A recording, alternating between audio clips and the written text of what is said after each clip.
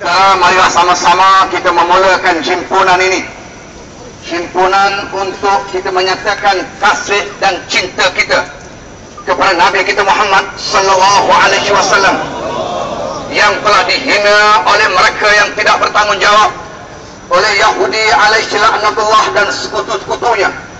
Saudara yang dihormati sekalian, kita mulakan himpunan ini sekali lagi dengan kita melaungkan kalimah kebesaran Allah Subhanahu wa taala sebelum kita bergerak ke kedutaan Amerika insyaallah. Takbir.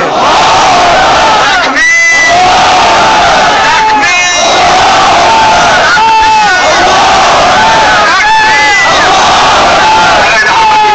Saya nak tekankan sekali lagi bahawa himpunan ini adalah himpunan aman. Walaupun kita membawa satu perasaan yang sangat benci kepada musuh Allah, musuh Islam yang telah menghina dan mempersenda Nabi kita Muhammad sallallahu alaihi wasallam, namun kita tetap dengan akhlak Islam yang tinggi. Kita memberikan bantahan yang jelas sebagai satu signal, satu isyarat kepada dunia supaya mereka hentikan penghinaan yang tidak sudah-sudah ini. Oleh karena itu saya harap tidak ada sebarang provokasi, tidak ada sebarang tindakan dan aksi yang mengacau bilaukan himpunan ini. Sebaliknya himpunan ini adalah untuk menyatakan sikap dan perasaan umat Islam benci kepada sebarang bentuk persendaan dan juga penghinaan ke atas Nabi kita Muhammad sallallahu alaihi wasallam. Saudara semua setuju tak aman? Setuju aman?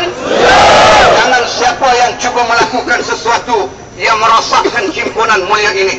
InsyaAllah saya telah pesan kepada semua, langkah pertama untuk memastikan kita semua tidak terpengaruh dengan sebarang provokasi, yang pertama kita bergerak dalam keadaan berwudu, dan yang kedua senantiasa patuhi arahan pimpinan himpunan kita ini. Boleh?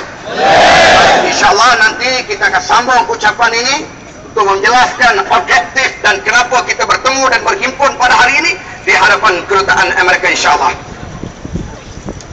Takbir!